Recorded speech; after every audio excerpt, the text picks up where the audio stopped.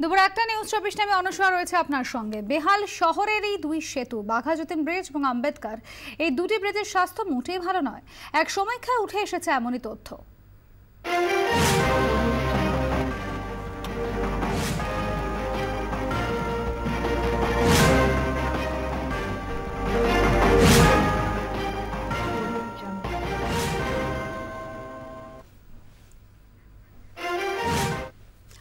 প্রতি মুহূর্তে দুর্ঘটনার সম্ভাবনা রয়েছে, তবু হেলদোল নেই কারোরই। বাইপাস ধরে যারা উল্টোডাঙ্গা থেকে গড়িয়া যাচ্ছেন, প্রতিদিন তারা যাতায়াত করেন এই দুটি ব্রিজ দিয়ে, বাঘাযতীন ব্রিজ এবং আম্বেদকর ব্রিজ। পরীক্ষা নিরীক্ষা ধরা পড়েছে দুটি ব্রিজের স্বাস্থ্য মোটেই ভালো নয়। মেরামতির কাজ ঠিকঠাক না হওয়ায় বিপদ রয়েই গেছে। ব্রিজের বহু জায়গায় ড্যাম ধরেছে, কমজোরি হয়ে পড়েছে ব্রিজের ধারণ ক্ষমতা। মেরামতির কাজে যে প্রচুর গলদ রয়ে গেছে সেটা জানিয়ে রাজ্যকে ইতিমধ্যে রিপোর্ট জমা দিয়েছে রাইটস।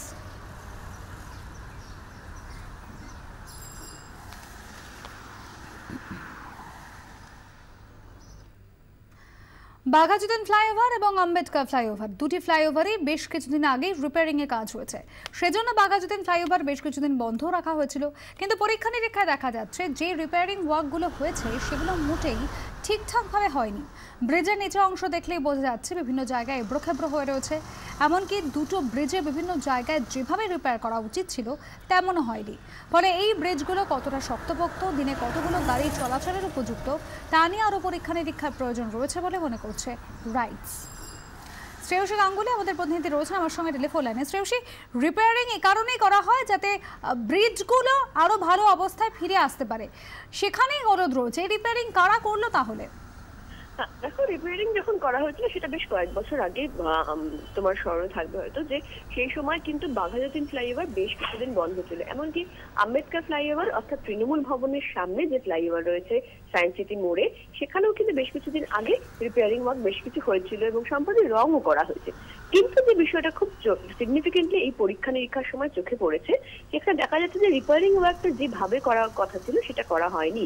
ফলে বিভিন্ন জায়গায় ফ্লাইওভারের যে স্ট্রেংথ সেটা কিন্তু ভ্যারি করেছে। অর্থাৎ যেখানে বিভিন্ন জায়গায় দেখা যাচ্ছে যে সেখানে কিন্তু সেখানে মাঝখান বরাবর বেশ কিছু জল চুঁয়ে পড়েছে, ফলে জল চুঁয়ে পড়ার জন্য সেখানে নোনা ধরেছে।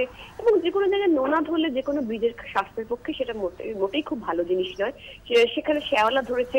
ফলে এছাড়া বিভিন্ন জায়গায় ব্রিজের যে তলা, মূলত বাঘাযতীন ফ্লাইওভারের ব্রিজের যে তলার অংশ, সেই তলার অংশে দেখা যাচ্ছে যেসব জায়গায় রিপেয়ার হয়েছে সেসব জায়গায় এবড়ো খেবড়ো হয়ে রয়েছে। অর্থাৎ এবং সেখানে যে নির্দিষ্ট পরীক্ষা নিরীক্ষা করা হয়েছে তাতে দেখা হয়েছে যে যেভাবে রিপেয়ারিং ওয়ার্কটা করার কথা ছিল, যাতে ব্রিজটা আরো শক্তপোক্ত হয়, যান চলাচলের ক্ষেত্রে যাতে সমস্ত ঝুঁকি কাটানো যায়, সেই জায়গাটা থেকে কিন্তু সেইভাবে কিন্তু রিপেয়ারিং ওয়ার্কটা করা হয়নি।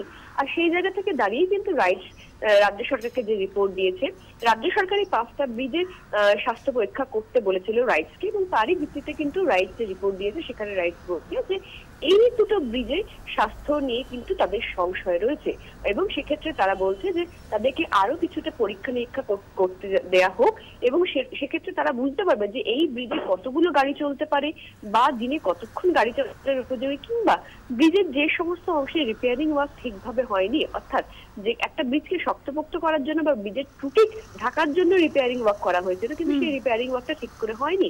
ফলে সেই জায়গাতে দাঁড়িয়ে কি কি কাজ করতে হবে সেই বিষয়টা নিয়ে কিন্তু রাইটস বলেছে তাদেরকে আরেকটু সময় দিতে হবে আরো বেশি পরীক্ষা নিরীক্ষা করার জন্য। ধন্যবাদ শ্রেয়সী।